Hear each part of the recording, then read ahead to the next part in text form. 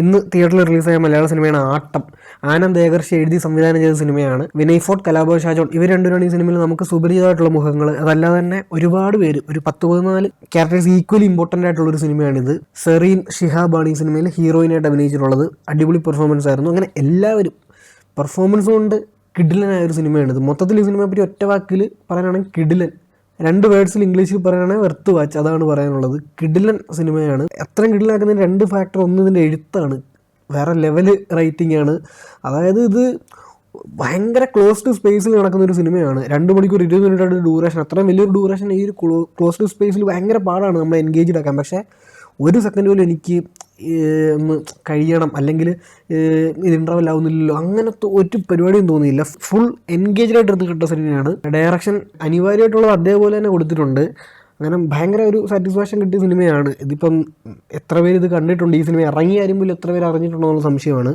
അപ്പം നിങ്ങൾക്ക് നല്ലൊരു സിനിമ കാണാൻ താല്പര്യം ഉണ്ടെങ്കിൽ ഇത് നിങ്ങൾക്ക് തീർച്ചയായിട്ടും പോയി കാണാം. നല്ല സിനിമയാണ്. പിന്നെ അവിടെ ഇവിടെ ആയിട്ടൊക്കെ കുറച്ച് ഫൗൾ ലാംഗ്വേജസ് ഉണ്ട്. പിന്നെ അതുപോലെ തന്നെ അങ്ങനത്തെ ഒരു സ്ട്രോങ് കണ്ടൻ്റാണ് ഈ സിനിമയ്ക്കുള്ളത്. അപ്പം ഈ ഒരു എൻ്റർടൈനർ കാണുക, അല്ലെ ഒരു ഈസി ഗോയിങ് ആയിട്ടുള്ളൊരു മൂവി കാണാനാണെങ്കിൽ നടക്കത്തില്ല. എനിക്കിപ്പോൾ ഇത് കണ്ടു കഴിഞ്ഞിട്ട് കുറച്ച് നേരമായി, എന്നിട്ട് പോലും അതിൻ്റെ അകത്ത് ആ ക്യാരക്ടേഴ്സും അതിൻ്റെ ഒരു ഫീലൊക്കെ ഇപ്പോഴും മനസ്സിലുണ്ട്. അപ്പം കുറച്ച് നമ്മളൊന്ന് ഹോണ്ട് ചെയ്യുന്ന ഒരു പരിപാടിയാണ്. അതേസമയം പക്ക എൻഗേജിങ് ആയിട്ടുള്ളൊരു സിനിമയാണ്. ഇപ്പോൾ ഇത് റൈറ്റിംഗ് ആണ് ഇതിലെ ഏറ്റവും പോസിറ്റീവായിട്ട് തോന്നിയ കാര്യം എന്ന് പറയില്ല. അപ്പോൾ അതിനെ വെച്ച് തന്നെ ഒരു ചെറിയ നെഗറ്റീവ് സിനിമ ആകെ എനിക്ക് തോന്നിയത്, ഇതിൻ്റെ ഇൻ്റർവെൽ ആയപ്പോഴേ ഞാനൊരു ഫ്രണ്ടും കൂടെ പോയി, ഞാൻ അവനോട് പറഞ്ഞായിരുന്നു എൻഡിങ് ഇങ്ങനെ ആയിരിക്കുമെന്ന്.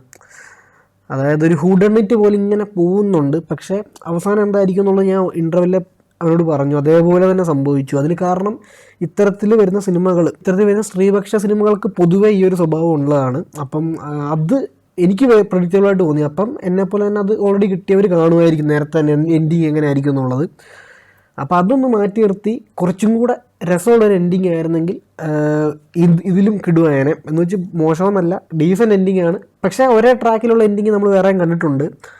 അതൊരു ചെറിയൊരു പ്രശ്നം മാത്രമാണ് ഈ സിനിമ എനിക്ക് തോന്നിയത്. അല്ലാതെ കംപ്ലീറ്റ്ലി സാറ്റിസ്ഫൈഡ് ആണ്.